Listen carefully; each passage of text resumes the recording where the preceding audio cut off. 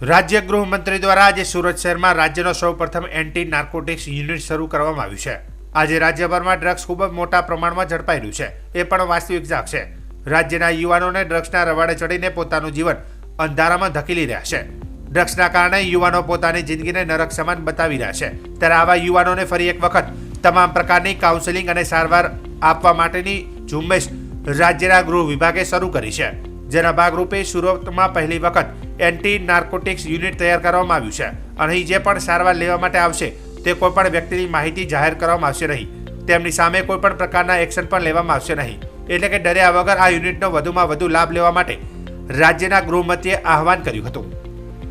રાજ્ય ગૃહમંત્રીએ જણાવ્યું હતું કે સુરત શહેરમાં જે ક્રાઇમો થઈ રહ્યા છે તે પૈકીના સૌથી વધારે ક્રાઇમ ઉધના, પાંડેસરા, લીંબાયત જેવા વિસ્તારમાં નોંધાઈ રહ્યા છે।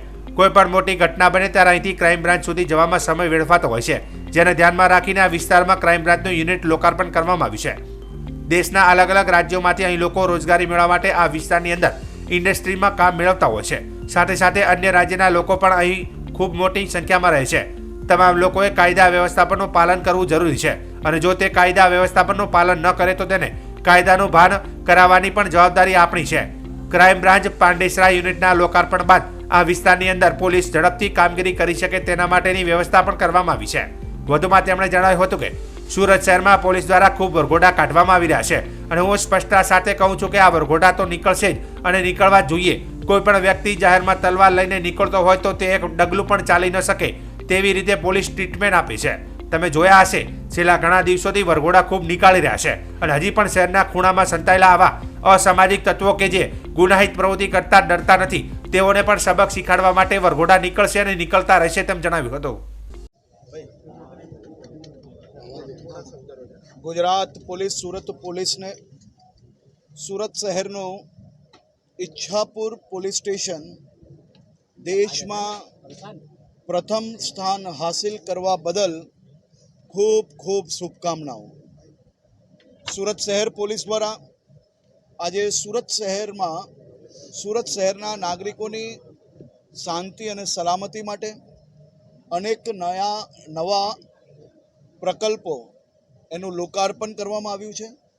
ખાસ કરીને હું સુરત શહેર પોલીસ કમિશનર શ્રી અને એમની આખી ટીમને અભિનંદન આપું છું કે કોઈ સામાજિક અને રાજકીય ભલામણથી પોલીસ સ્ટેશનો ખોલવા બદલે ક્રાઇમ પેટર્નને અભ્યાસ કરીને વધુમાં વધુ ઝડપથી કોઈ બી બનેલ ક્રાઇમ જગ્યાઓ પર એક્શન્સ લઈ શકાય તે માટે ક્રાઇમ બ્રાન્ચનું એક બીજું યુનિટ આજે પાંડેસરા ખાતે શરૂ કરવામાં આવ્યું છે। સુરત શહેરની ક્રાઇમ પેટર્ન જોઈએ તો ઉધના, પાંડેસરા, લીંબાયત અને સચિન પોલીસ સ્ટેશનમાં સુરત શહેરના 40%થી વધારે ક્રાઇમો અહીંયા બનતા હોય છે।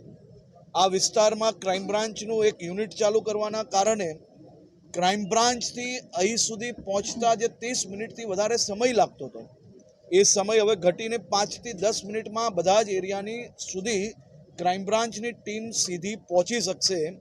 આ પ્રયાસ થકી મને વિશ્વાસ છે કે આવનારા દિવસોમાં અહીં બનતા ક્રાઇમો ઉપર કંટ્રોલ કરવામાં સુરત શહેર પોલીસને જરૂરથી સફળતા પ્રાપ્ત થશે।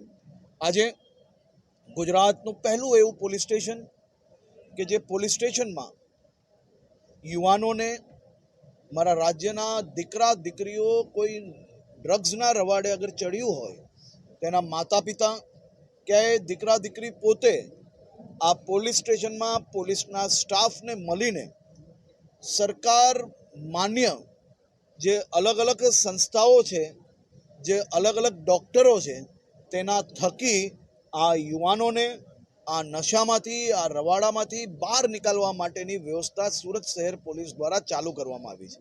ત્યાં બી અલગ અલગ સ્ટાફોને અપોઇન્ટ કરવામાં આવ્યા છે, જે સ્ટાફ દ્વારા આ યુવાનોને મદદ કરવામાં આવશે। અને સાથે સાથે આ પરિવારજનોએ જરા બી ચિંતા કરવાની જરૂર નથી, કારણ કે કોઈ બી પ્રકારના કેસ એમના દીકરા દીકરી ઉપર નહીં કરવામાં આવે, અને એમની જે ઓળખ છે એને બી કોઈ બી પ્રકારે જાહેર કરવામાં નહીં આવે, એ પ્રકારની વ્યવસ્થાઓ સુરત શહેર પોલીસ દ્વારા કરવામાં આવી છે. હું ફરી એકવાર શહેરના સૌ નાગરિકો વતી સુરત શહેર પોલીસની આખી ટીમને અભિનંદન આપું છું.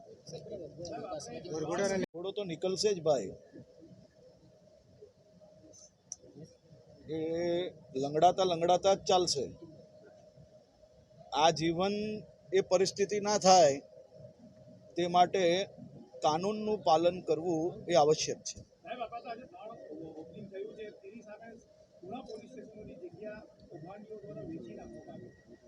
Pune official statement Gujarat police દ્વારા આપવામાં આવ્યું જ છે, પરંતુ ગુજરાત પોલીસ એ પ્રોએક્ટિવલી કામગીરી કરી રહી છે અને પ્રોએક્ટિવલી આ પ્રકારના ગુનાઓને પકડી રહી છે.